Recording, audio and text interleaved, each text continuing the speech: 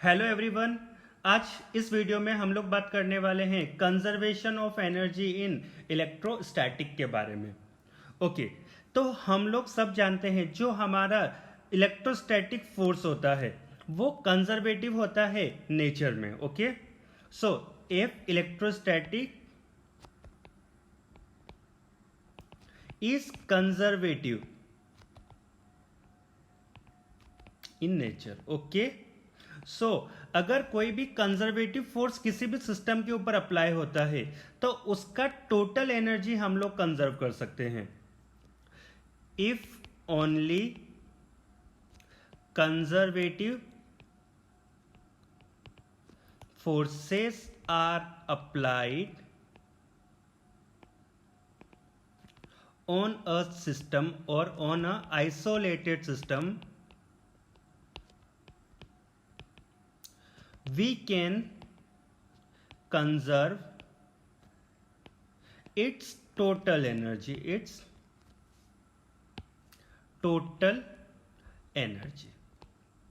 Okay. तो यहाँ पे हम लोग जो टोटल एनर्जी के लिए बात कर रहे हैं तो ये टोटल एनर्जी सिर्फ और सिर्फ मैकेनिकल एनर्जी है। कौन सी एनर्जी है ये? Mechanical energy which is sum of kinetic energy and potential energy. तो हम टोटल एनर्जी को लिखते हैं kinetic energy plus potential energy. Okay, अगर किसी सिस्टम के लिए टोटल एनर्जी कंजर्व है it means the change in total energy is zero. So the change in total energy is zero. Okay, तो हम delta T change in total energy को हम लोग लिख सकते हैं change in kinetic energy plus change in potential energy. अगर change in total energy zero है इसका मतलब हम बोल सकते हैं kinetic energy change in kinetic energy plus change in potential energy is zero. तो change in kinetic energy is equals to negative of change in potential energy. अब change in kinetic energy को हम लिख सकते हैं final kinetic energy minus initial kinetic energy, और हम change in potential energy को लिख सकते हैं फाइनल माइनस इनिशियल। अब इस इक्वेशन को हम लोग थोड़ा रीअरेंज करते हैं। So K final minus K initial is equals to negative of U final plus U initial. अब यहां पे हम क्या कर रहे हैं, के इनिशियल को हम राइट हैंड पे लेके आ रहे हैं और यू फाइनल को हम लेफ्ट में लेके जा रहे हैं। यहां से देख मेरी इक्वेशन बन रही है K final plus U final is equals to K initial plus U initial.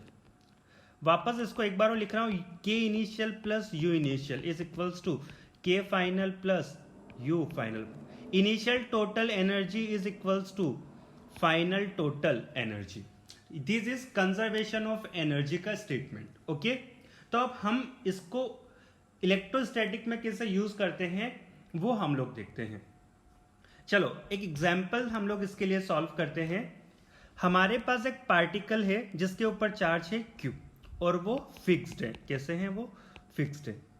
Okay, इससे स्मॉल r डिस्टेंस पे एक पार्टिकल रखा हुआ है जिसके ऊपर चार्ज है Q डैश। कितना चार्ज है उसके ऊपर? Q dash. ये फिक्स्ड नहीं है। ओके, तो इसको हमने यहां पे रिलीज करा है। क्या करा है? रिलीज्ड।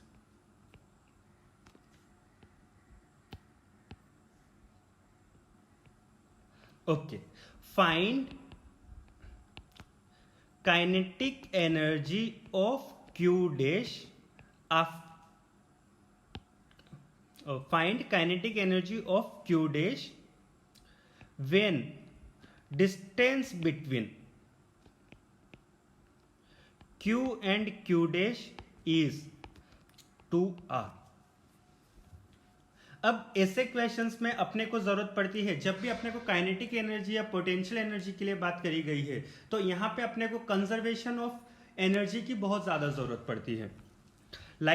अब इस क्वेश्चन में हम लोग एक बात देख सकते हैं, जब मेरा चार्ज Q और Q डैश रखे हुए थे तो इनके बीच में पोटेंशियल एनर्जी स्टोर्ड है। इनके बीच में क्या है? पोटेंशियल एनर्जी स्टोर्ड है। ओके, तो सबसे पहले हम इनिशियल एनर्जी के लिए बात करते हैं। Initial state. Okay, initial state में इन दोनों के पास काइनेटिक एनर्जी कितना है, 0 है। Kinetic energy of Q is 0 क्योंकि वो तो रेस्ट पे है, और क्यू डैश भी रेस्ट पे, तो उसके ऊपर भी काइनेटिक एनर्जी कितना है, 0 है। ओके, क्या इन दोनों के बीच में एक पोटेंशियल एनर्जी है, बिल्कुल है। सो पोटेंशियल एनर्जी कितना है, वो है K Q dash upon R. Okay, तो initial kinetic energy K initial is 0, लेकिन इनिशियल पोटेंशियल एनर्जी है K Q dash by R. अब फाइनल में क्या होगा, इन दोनों के बीच का जो सेपरेशन है वो हो गया हमारे पास 2r। क्यू तो हमारा फिक्स्ड था तो उसके ऊपर तो कोई भी इफेक्ट नहीं पड़ेगा, लेकिन जो क्यू डैश है उसके पास कुछ वेलोसिटी आ जाएगी। वेलोसिटी क्यों आएगी, उसका दूसरा रीजन हम बता सकते हैं कि क्यू डैश के ऊपर एक इलेक्ट्रोस्टैटिक रिपल्सिव फोर्स लगेगा, जिसकी वजह से, और वो अपोजिंग फोर्स होगा जिसकी वजह से वो दूर जाएगा। ओके, तो उसके पास कुछ वेलोसिटी गेन होगी, तो कितनी वेलोसिटी होगी वो अपने को फाइंड करनी है। तो फाइनल स्टेट में क्या हो रहा है,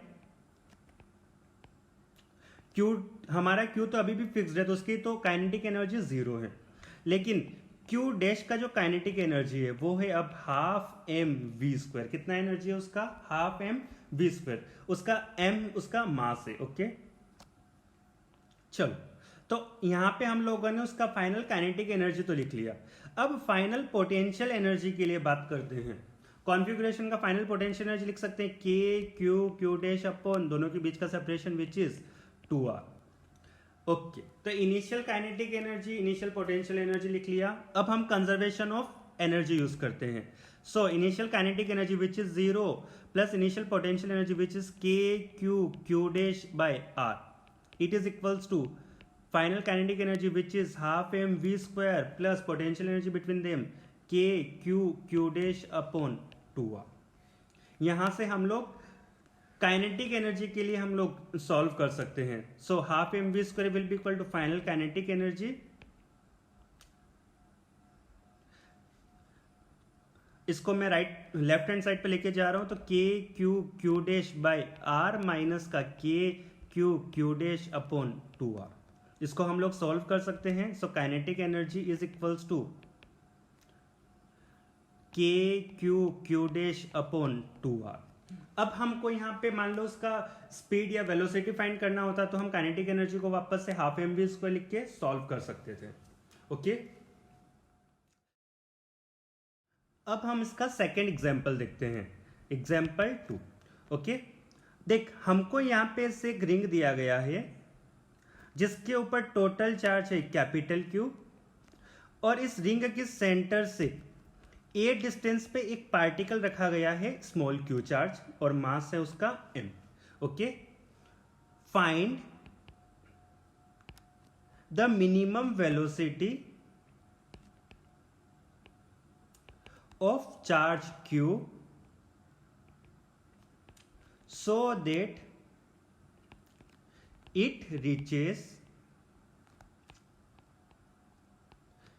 the center of the loop, the center of the loop। Okay, और लूप का जो रेडियस है वो है हम लोगों के लिए कैपिटल R। अब यहां पर भी हम लोगों को कंजर्वेशन ऑफ एनर्जी का यूज करना है। ओके, जैसे कि हम लोग देख सकते हैं रिंग और चार्ज पार्टिकल दोनों सेम चार्ज के हैं, क्यू एंड स्मॉल क्यू, तो ये एक दूसरे को क्या करेंगे, वो एक दूसरे को रिपेल करेंगे।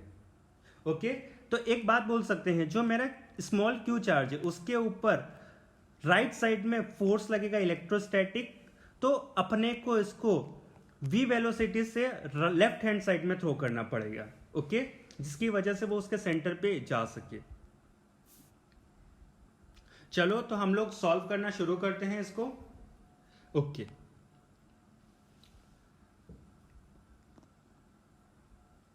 हम अपना डायग्राम बना लेते हैं वापस से। यहां पे हमारे पास चार्ज पार्टिकल रखा हुआ है Q, और टोटल चार्ज है रिंग के ऊपर कुछ इस तरीके का। तो ये तो हम लोगों के लिए इनिशियल स्टेट हो गया।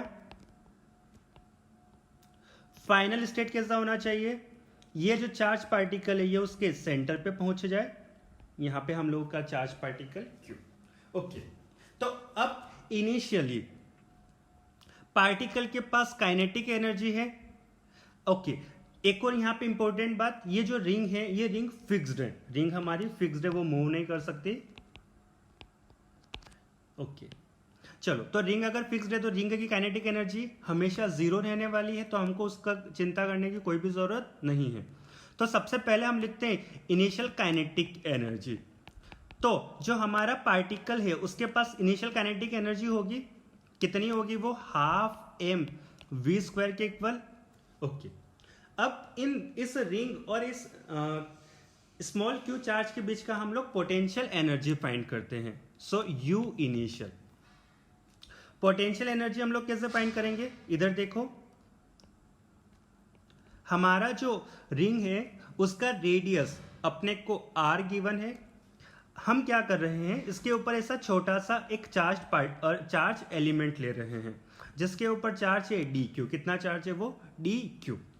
अब इस डी क्यू की वजह से इस क्यू और डी क्यू के बीच में एक छोटी सी पोटेंशियल एनर्जी होगी जिसको हम लोग बोल देते हैं डी यू। क्या बोल देते हैं अभी के लिए, D U, which is equals to के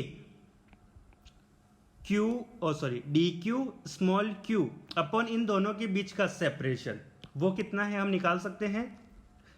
हमको ये रेडियस r गिवन है और इसका इनिशियल डिस्टेंस a गिवन है, तो ये हम लोग पाइथागोरस थ्योरम से निकाल सकते हैं, which is under root of R square plus A square. Okay, substitute कर देते हैं। So D U is equals to K D Q Q upon R square plus A square. अब हमको टोटल एनर्जी निकालने के लिए दोनों साइड इंटीग्रेट करना पड़ेगा। सो इंटीग्रेट कर लेते हैं, लेफ्ट हैंड साइड में 0 से u के लिए और राइट हैंड साइड में k, जो चीज़ें कांस्टेंट है वो एक साथ लिख रहा हूं, R square plus A square integration of D Q. Okay, यहां पे हम इंटीग्रेशन करेंगे डी क्यू का, तो initial total charge 0 and final total charge which is Q. Initial charge which is 0 and final charge is Q. यहाँ पे हम लोग इसको इंटीग्रेट कर सकते हैं, तो राइट हैंड साइड में हो जाएगा u minus 0 which is equals to left hand side में u minus 0 and right hand side पे जो चीज़ें कांस्टेंट वो इंटीग्रेशन से बाहर R square plus A square और डी क्यू का इंटीग्रेशन हो जाएगा q। तो हमारी total potential energy I, initial total potential energy I k small Q capital Q upon under root of R square plus A square. Okay, ये तो हम लोगों ने इंटीग्रेशन वाली प्रोसेस से फाइंड किया। अब इसको हम लोग एक और तरीके से यहाँ पे देख सकते हैं। अगर मैं यहाँ पे एक चीज ध्यान से देखूं तो ये हमारा जो स्मॉल क्यू चार्ज है वो इस पूरी रिंग से हमेशा R under root of R square plus A square के डिस्टेंस पे होगा। हमारी ये रिंग कुछ ऐसे बनी हुई है और हमारा चार्ज पार्टिकल ये सेंटर पे, मतलब इसका सेंटर से किसी ए डिस्टेंस पे रखा हुआ है, तो हम इसको सोचने के लिए हमारा स्क्रीन के ऊपर रखा हुआ है। तो एक चीज देख, वो चार्ज पार्टिकल इस पूरी रिंग से हमेशा फिक्स्ड डिस्टेंस पे है। ओके, तो इसकी वजह से हम डायरेक्ट भी लिख सकते थे चार्ज, यहाँ पे पोटेंशियल एनर्जी के Q1 Q2 upon R. Okay, तो हम लोगों ने इनिशियल पोटेंशियल एनर्जी निकाल लिया। अब हम फाइनल पोटेंशियल एनर्जी के लिए बात करते हैं। अब हमने इनिशियली उसको मिनिमम वेलोसिटी दी थी, तो जब वो सेंटर पे आएगा तो उसकी काइनेटिक एनर्जी 0 हो जानी चाहिए। कितनी होनी चाहिए वो, 0। सो काइनेटिक एनर्जी फाइनल कितनी होनी चाहिए, 0। ओके, क्यों होना चाहिए, लेट्स से इस पार्टिकल के पास यहां सेंटर पे आने के बाद भी अगर कुछ वेलोसिटी है तो वो पक्का इसके सेंटर को क्रॉस कर जाएगा। मिनिमम वेलोसिटी तब होगी जब वो इसके सेंटर पे आके रुक जाए।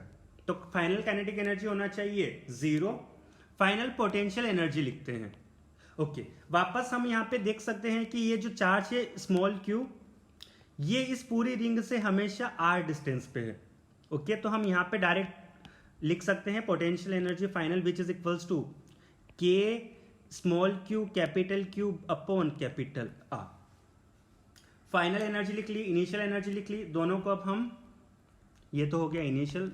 अब हम अपना कंजर्वेशन ऑफ एनर्जी लगा सकते हैं, half M V square plus K Q small Q upon under root of R square plus A square, it is equals to 0 plus K Q small Q upon R. तो हम यहां से इस equation को solve करके हम अपना initial kinetic energy find कर सकते हैं। ओके, यहां पे मैं एक और चीज के ऊपर थोड़ा जोर देना चाहूंगा। अगर हम लोग ध्यान से देखें तो हमारा इनिशियल काइनेटिक एनर्जी कम है final, not initial potential energy कम है फाइनल पोटेंशियल एनर्जी से। तो क्या हुआ यहाँ पे initial total energy which is kinetic energy plus potential energy, वो टोटल हमारा कन्वर्ट हो गया किसमें, फाइनल पोटेंशियल एनर्जी में। Okay,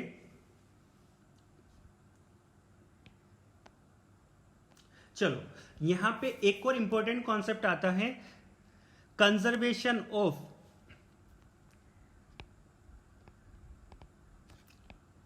linear momentum.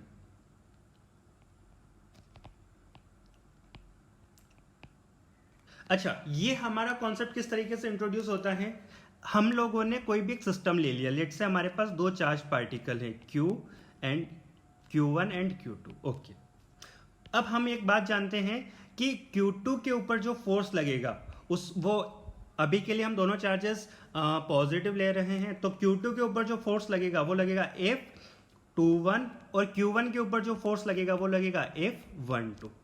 एक बात क्लियर है कि अगर मैं इन दोनों को एज ए सिस्टम ले लूं तो पूरे सिस्टम के ऊपर फोर्स कितना लगा, F12 माइनस F21, क्योंकि दोनों अपोजिट डायरेक्शन में है। Okay, total force. अब हम एक और बात जानते हैं कि इलेक्ट्रोस्टैटिक फोर्स इक्वल होता है magnitude wise F12 is equals to F21। So total force कितना लगा यहाँ पे हमारा पार्टिकल के ऊपर, 0, या पूरे सिस्टम के ऊपर टोटल फोर्स लगा 0। ओके, अगर फोर्स 0 तो हम बोल सकते हैं कि हमारा लीनियर मोमेंटम कंजर्व होगा। So net force on the system is 0. So P initial is equals to P final. अब हम यहां पे इस कॉन्सेप्ट के ऊपर भी एक क्वेश्चन देखते हैं। ओके, एग्जाम्पल, हमारे पास दो पार्टिकल्स हैं, इसके ऊपर मास m1 है और चार्ज q1 है, दूसरे वाले पार्टिकल के ऊपर मास m2 है और उसके ऊपर चार्ज q2 है। ये दोनों इनिशियली r डिस्टेंस सेपरेशन पे रखे हुए हैं। ओके, और इनमें से कोई भी फिक्स नहीं है, दोनों फ्री टू मूव है। Both particles are free to move. Okay, free to move. Okay, तो जैसे ही हम इन दोनों पार्टिकल्स को छोड़ेंगे तो क्या होगा, हमारा जो m2 है वो कुछ इस डायरेक्शन में जाएगा और m1 है वो कुछ अपोजिट डायरेक्शन में जाएगा।